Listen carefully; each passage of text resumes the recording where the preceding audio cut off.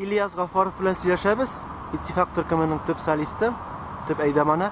İlyas, siz менә bu aralarda Мәскәүгә барырга җыенасыз. Ни сәбәпле бу? Һәм ишеттек, яңа альбом әзерлисез икән дип. Әйе, без Мәскәүгә бөтенләй яңа программаны алып барабыз. Ул безнең өмет һәм сабырлык дип әлегә аталып тора. Ул яңа альбомның да исеме әлегә шулай калып тора. Яңа җырлар инде менә соңгы берничә ел эчендә яздырылган һәм соңгы вакытта чыгарга әзерләнгән җырларны без Мәскәү тамашачысы өчен тулысынча бер программа кысасында тәкъдим итәргә булдык. Сезнең анда кемнәр бар? Алар сезне чакырдылармы? Сез аларга тәкъдим ясадыгызмы? Алар үзләре чакырдылар, әлбәттә. Ул бердәмлек татар яшьләр клубы. Һәм алар шундый мәгънәви кичәләр башлап җибәрәбез дип әйттеләр. Менә беренче кичә безнең концертыбыз рәвешендә булачак инде. Алга таба алар фикерләшү өчен, фикерләшү өчен даими кичәләр ясап торырга әзерләнә. Хәтерлисеңме беренче тапкыр барган вакытыңны Мәскәүгә? Мәскәүгә Татарлар ялгыш оештырган ялгышмасам. Ул икенче тапкыр, беренче тапкыр безне Мәскәүдәге татар телле промоутерлар үзләренең беренче кичәсенә чакырганнар иде. Хәзер кебек хәтерлим без. Безне Бица паркы янындагы отельгә килеп урнаштырдылар. Бик шикарный, бик матур һәм зур клуб алып кичә ясадылар. Ул клубта без шактый кызыклы кешеләр белән аралашып алдык. Гомумән алар ничек кызыксындылар сезнең белән? Каян ишеткәннәр икән? Бу юлы инде безне яхшы белүче кешеләр чакырды. Алар төрле вакытта монда Казанга да килгәли иде, бәлки безнең чыгышларыбызны да күргәннәрдер. Моннан кала әле алар татар иҗтимагый тормышында да актив катнаша, шул яшьләр форумына килеп йөриләр.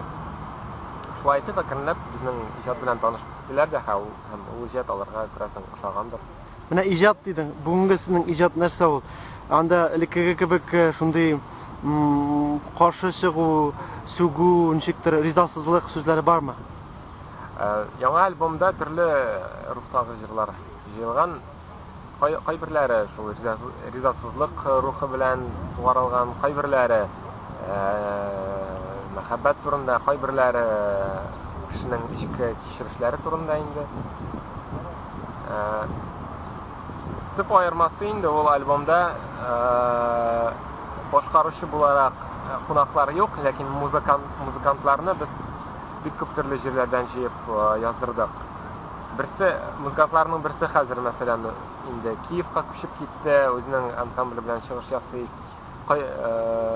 Баста уйнаучы Раиф Хайрулла да безгә бик күп партиялар язып җибәрде Финляндиядән. Аннары Казандагы музыкантлар белән бик актив рәвештә без хезмәттәшлек иттек. Шулай итеп, бу альбомның музыкаль өлеше бик күп төрле музыкантлар тарафыннан яздырылган дип әйтергә була.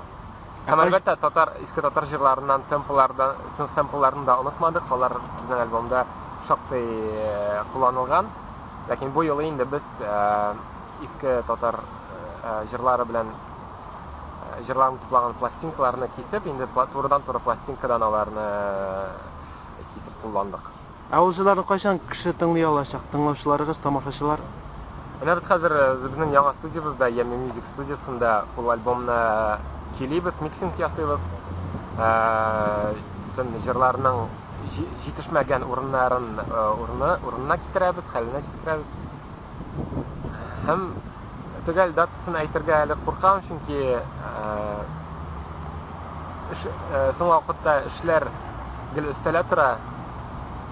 Ләкин менә эш инде үзенең финаль стадиясына кайта бара.